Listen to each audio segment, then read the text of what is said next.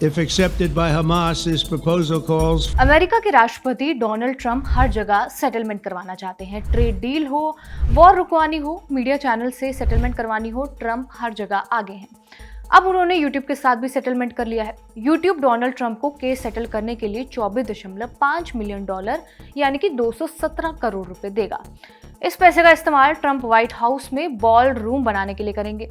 क्यों YouTube Trump को इतना पैसा दे रहा है? इससे पहले मेटा और एक्स भी ट्रंप के साथ सेटलमेंट कर चुके हैं।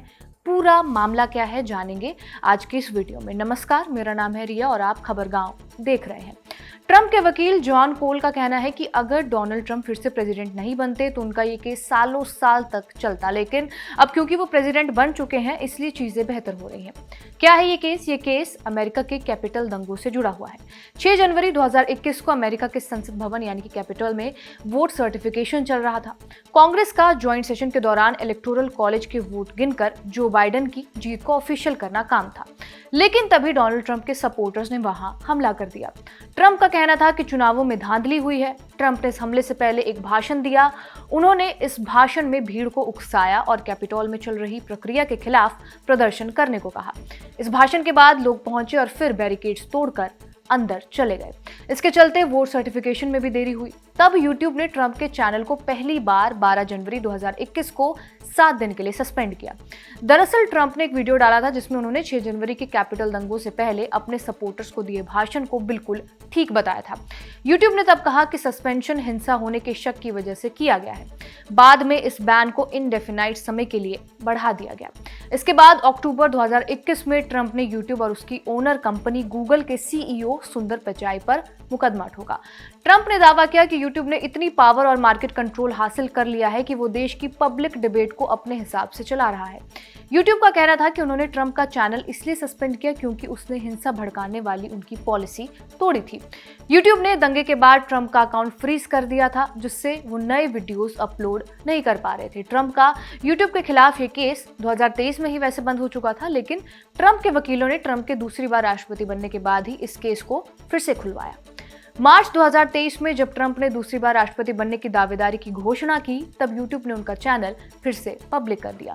यूट्यूब ने कहा कि उन्होंने वास्तविक दुनिया में हिंसा के जोखिम और चुनाव से पहले बड़े राष्ट्रीय उम्मीदवारों की बात को बराबर मौका देने के बीच एक बैलेंस बनाया है। चैनल बहाल होने के कुछ घंटों बाद ही ट्रंप ने पोस्ट किया, मैं वापस आ गया। साथ में 11 सेकंड का वीडियो डाला जिसमें वो एक रैली में कह रहे थे, इंतजार कराने के लिए माफी, डिफिकल्ट बिजनेस।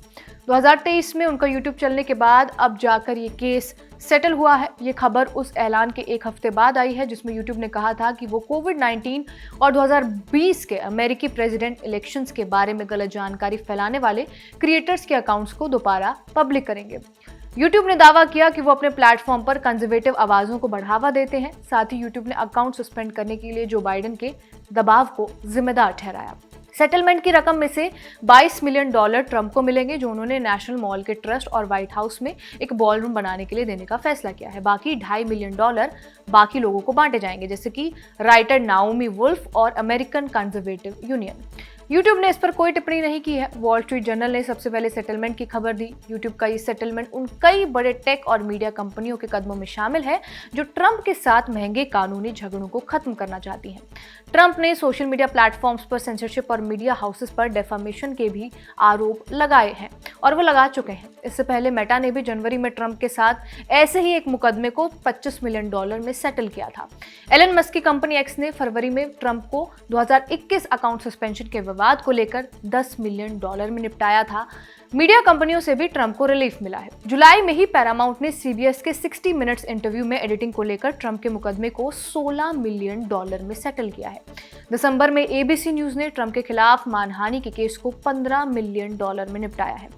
ट्रंप और उनके प्रशासन ने हाल ही के महीनों में अपने विरोधियों जैसे कि डेमोक्रेटिक समर्थक लॉ फर्म्स, बड़ी बड़ी यूनिवर्सिटीज हो या फिर जिमी किमेल जैसे मीडिया क्रिटिक्स, उन पर दबाव बढ़ाया ही है।